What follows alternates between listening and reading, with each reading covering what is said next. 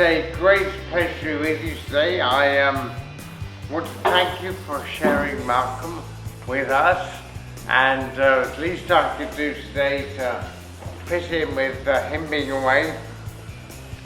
Appreciate him very much going to Helsinki, so I could stay at home, which was marvellous. Turn your Bibles please to Acts chapter 7.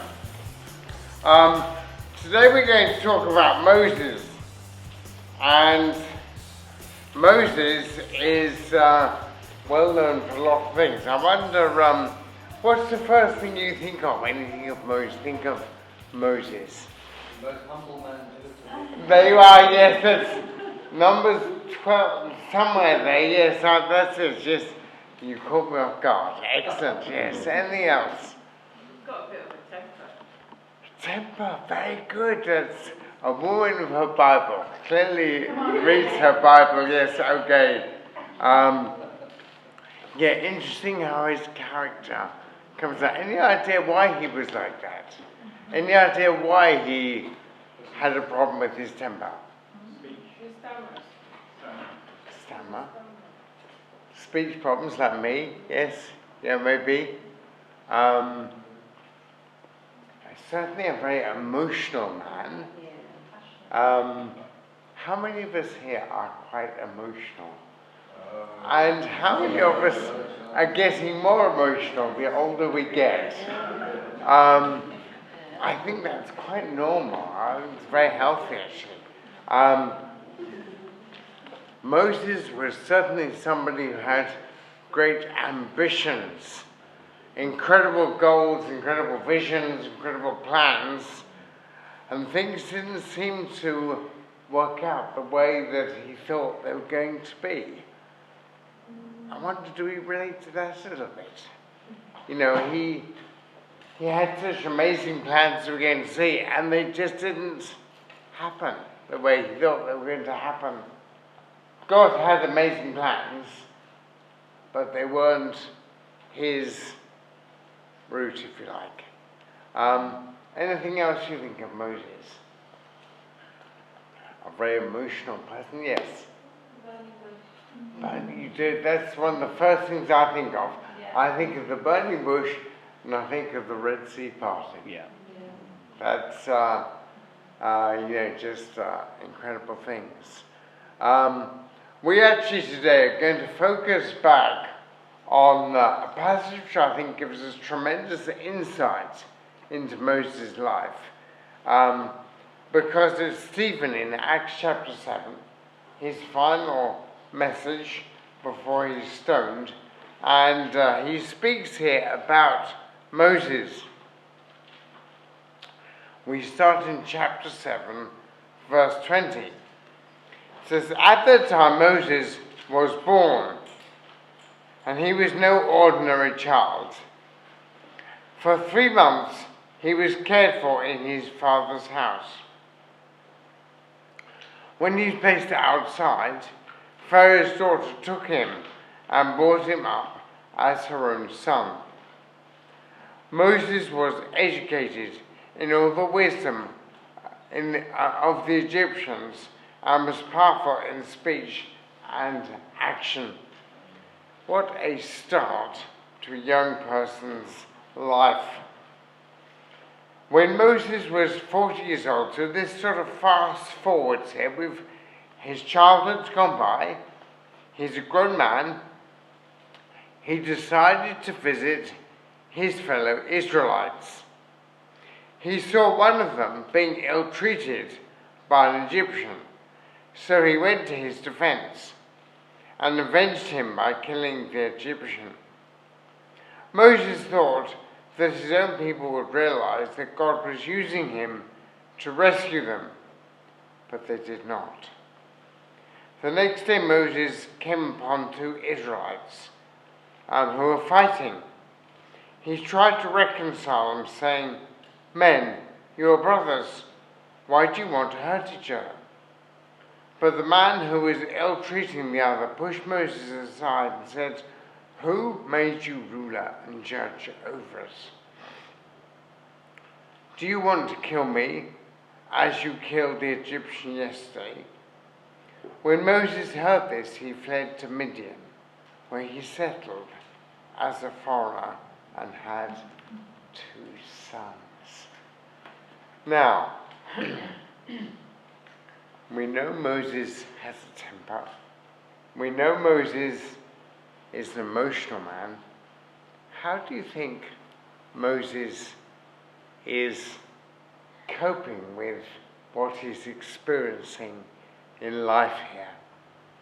What do you think was in Moses' mind when he stepped forward and sort of took things into his own hands, slew the Egyptian who was attacking the Israelites? What do you think was, does anybody have any, can anybody relate a little bit here? Has anybody got any thoughts as to what's going on here? How do you think he was feeling when he stepped forward? So it's like he's the original action hero. Action hero, yes. You know, stepping in to make a difference, maybe, in the arts. I think it was from conviction, probably, a bit misplaced conviction perhaps, but Yeah. conviction of Maybe you relate a little bit. You know, you see something happening and you think, I've got to do something. It was one of those moments. And I'm not sure exactly, obviously, how it was, but I picture that it all happened rather quickly. You know, when you're sort of overcome with emotion, suddenly you want to do something, and before you realize it, Moses has killed the Egyptian. But his heart was to want to try and help, to do something. We even get the impression that Moses thought that he was this amazing action hero, the person who was going to rescue the Israelites and bring them back to where they ought to be, or, restore them. But everything seems to have gone rather wrong. Then a minute later, or the next verse, we read about it's the next day. And this time he finds 2 Israelites fighting each other. And he's really struck and can't cope with it. Why are you fighting each other? And then suddenly that bombshell comes at him. Are you going to kill us like you killed the Egyptian yesterday? And then it says that word got around and Moses ends up fleeing to Midian. Now, I think we can all ascertain very quickly that this was not Moses' plan. This was not what he expected. In fact, everything seems to be going rather wrong. I wonder in our life, maybe we relate to that a little bit. You know, we, as young people, we have dreams, we have plans, we have visions, we have ideas. We think God is going to do this, God's going to do that.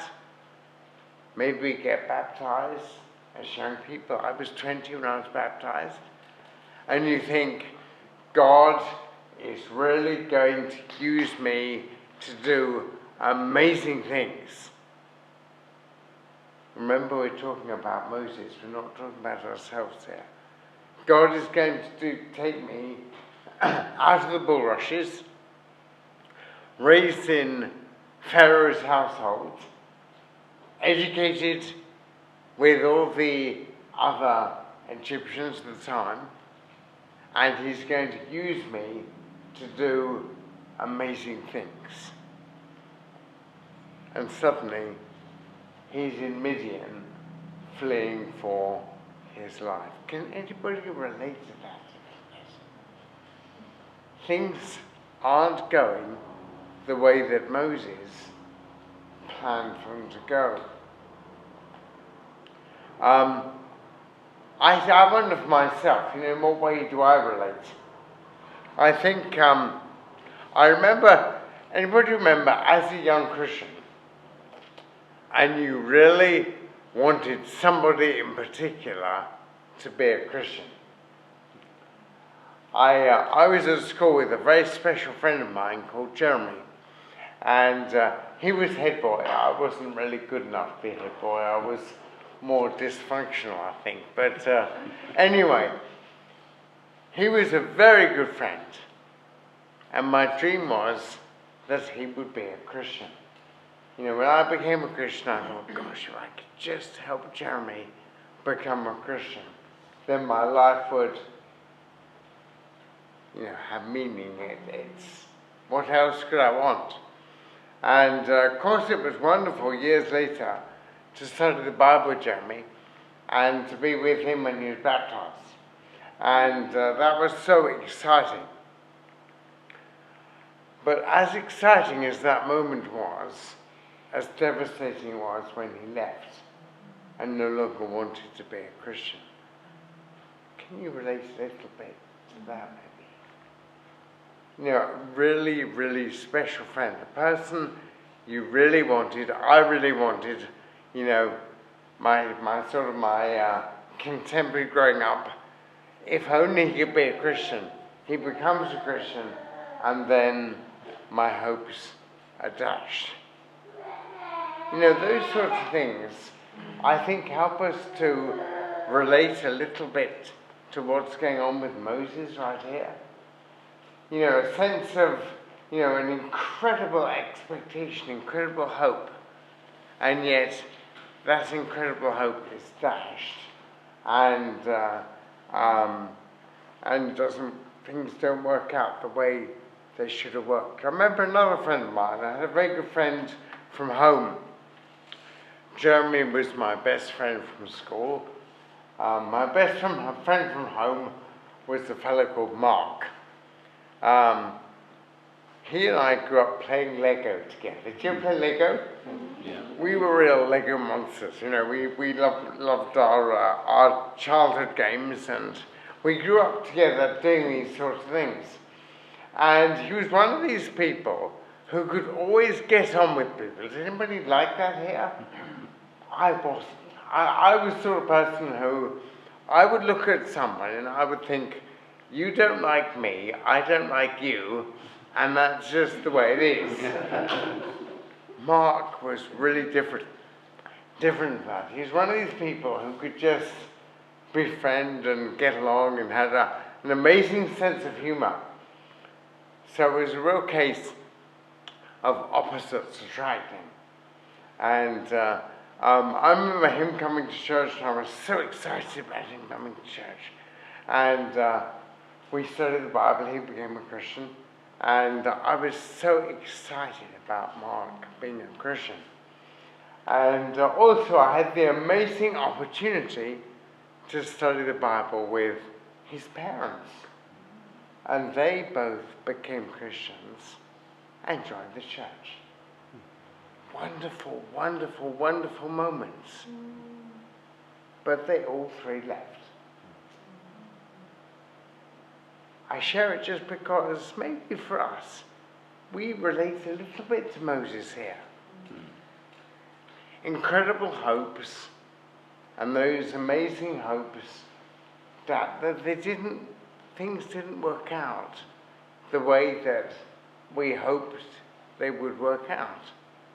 And Moses, instead of being this amazing sort of rescuer of the Israelites, is in Midian. Now, how do you think he felt in Midian? I wonder if he maybe was a little bit ashamed, or not ashamed, whether he pretended he hadn't had this amazing upbringing with the Egyptians. Maybe he just tried to fit in. In fact, we're told that he married and he has 2 children. So life seems to be settling down. There's nothing like having children to settle your life down. I mean, that really changes you, doesn't it? Yeah. Does anybody have young children? Well, a lot of us. You are wonderful people. Wonderful people. I remember when our children were young, and the nights were so difficult. It was so bad. You know, it's every more than myself, but, you know, there's every few hours you have to get up and this and that. And, you know, just every night will be disrupted. I'm sure some of us go through that, and that's a very challenging time. Children do changes. They grow up. Our children have gone to university, so they're no longer at home. I'm getting used to that stage of life. Parenting never finishes, though, does it? So maybe you've heard that. Maybe you've experienced that. So Moses goes to Midian, and he has 2 children. And it says after 40 years had passed. So we had 40 years a few minutes ago. We had the 40 years from he was in the bulrushes, he was raised to the Egyptians. 40 years went past, and he was in this altercation with with an Egyptian and an Israelite. He slays the Egyptian. Then he has this altercation now, this time with 2 Israelites, and they tell him that actually this didn't just happen quietly, everybody knows what you did. He flees, and now we have another 40 years. So he's very settled, I imagine, at this stage. After 40 years had passed. Wonderful verse, isn't it? Maybe that describes my life or your life at times. You know, after 40 years had gone by, it's like, oh my goodness, 40 years.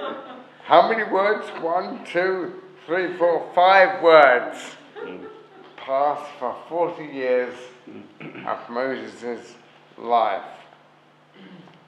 Had God forgotten about Moses? After 40 years. Has God forgotten about us after 40 years? It says, an angel appeared to Moses in the flames of a burning bush in the desert near Mount Sinai. When he saw this, he was amazed at the sight, and he went over to look more closely, and he heard the Lord's voice. I wonder how Moses felt at that moment. Remember, 40 years has gone by. God went silent for 40 years. 5 verses covered Moses' life, and suddenly God is speaking to him.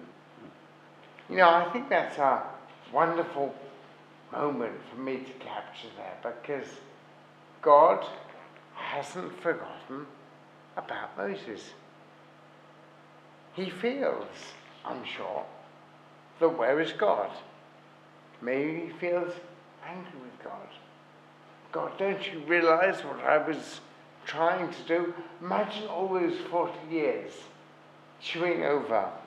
You know, God, I was trying to help. And here I am in Midian. Here I am looking after sheep. Here I am.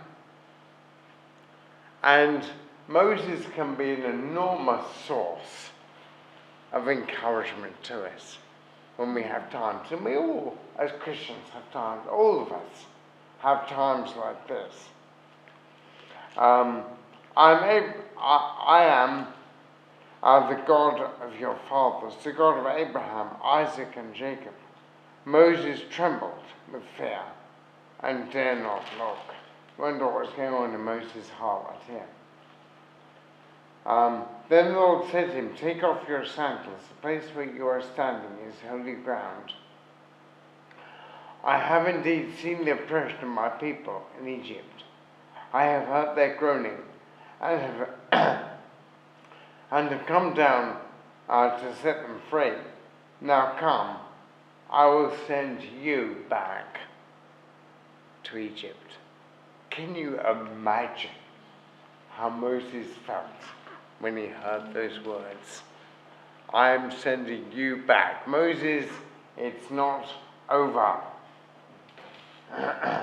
This is the same Moses whom they had rejected with the words, who made you ruler and judge? He was sent to be their ruler and delivered by God himself. Through the angel appeared to him in the bush. He led them out of Egypt and did wonders and miraculous signs in Egypt, at the Red Sea, and for 40 years in the desert. Now, before we go back to Exodus and pick up the story again, isn't it amazing that, after 40 years, nothing had happened in 40 years, and yet there's this last 40 years when, quite literally, amazing things are going to happen. I wonder how he felt, or if somebody said to him when he was wandering around for those 40 years looking after sheep, Moses, you are going to do amazing things. He'd be like, don't think so, I think you got the wrong guy. How does this relate to us? Well, God does, and can do, and indeed does, do amazing things through us, even though we don't always see ourselves that way. So let's flick back to Exodus. Because in Exodus we get just a little bit more of the account. Remember that Stephen here is recounting what went on back in the book of Exodus. So he would have known this passage. We read it now ourselves. And God, remember, at this point, we're going to pick it up where God has confronted Moses out of the burning bush. And in verse 21 of chapter 3, I like this because God is very visionary. I wonder if we're as visionary maybe as God would want us to be sometimes. It says, and I will make the Egyptians favorably disposed towards the people, so that when you leave, you will not go empty-handed. Every woman is to ask her neighbor, and any woman living in her house for articles of food, and you will put which you will put on your sons and daughters, and so you will plunder the Egyptians. God has plans for the Israelites to leave Egypt, and they're not going to leave empty-handed. God is going to provide. I wonder maybe if we need to be reminded sometimes that God will provide for us. I'm sometimes asked, what's the most amazing things you've learned? What's the most amazing thing that you've learned in your life as a Christian? That is the most amazing thing I've learned from the scriptures, that God will provide. God will look after us. I didn't grow up in the ideal family situation. Anybody else have a non-ideal family situation? You all come from an ideal family. That's wonderful. I wish that would be my situation. My situation was such that I grew up and I felt not very loved. And I definitely felt very unsafe. Do you relate to that? You feel very unsafe. And you bring this baggage with you into your adult life. You don't feel very safe. Consequently, you must have a good career. You must work like crazy to whatever it takes, because you feel so unsafe. Maybe as an adult, you feel how you did as a child, I took about myself here. But God will look after us, but we don't feel that maybe we're very safe.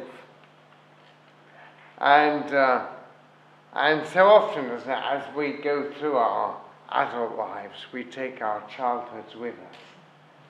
Influences so much. But that's why we need the scriptures. Because they straighten out our minds. We feel very unsafe. But God wants us to know that actually we're very safe. And we have to reconnect those wires and, get them in the right place. And to remember that actually God will look after us. I think that's the most amazing thing in the scriptures, is our picture of God that we get from the scriptures, that God loves us. He's our Father. He will look after us. And we actually don't need to fear. That's amazing. That was amazing for me, to really experience that. Moses, of course, is in the middle of all this. And God says, I'm going to do amazing things. But just to draw attention, Moses makes lots of excuses now. 40 years of excuses into one interaction with God. 40 years of, but you don't understand, but you don't realize how useless I am, but you don't realize how it went terribly wrong, but.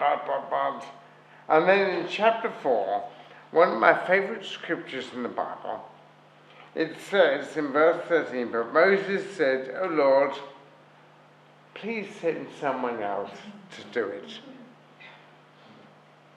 Do you relate to that? I relate to that.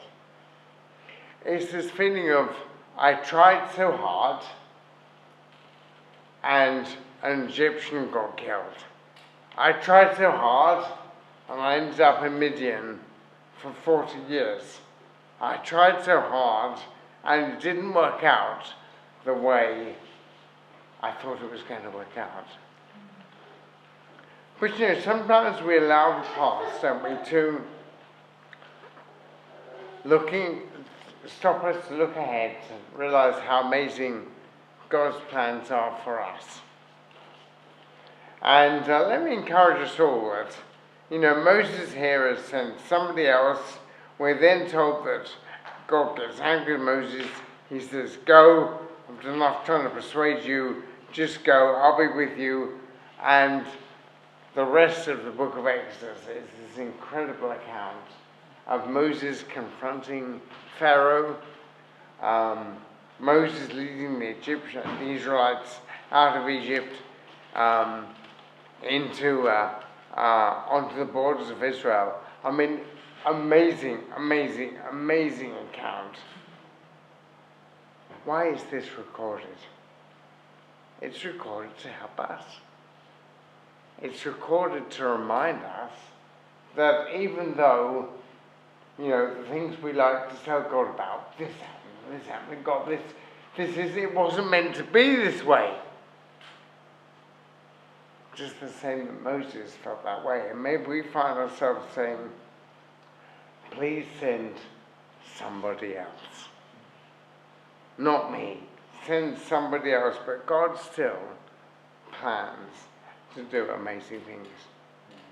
So as we close out and we think about our own lives, maybe like me, you do relate to Moses. Maybe you do relate to to having great expectations. Maybe you do relate to having those great expectations be dashed. But that doesn't mean that God doesn't have amazing things planned for us. Thank you very much.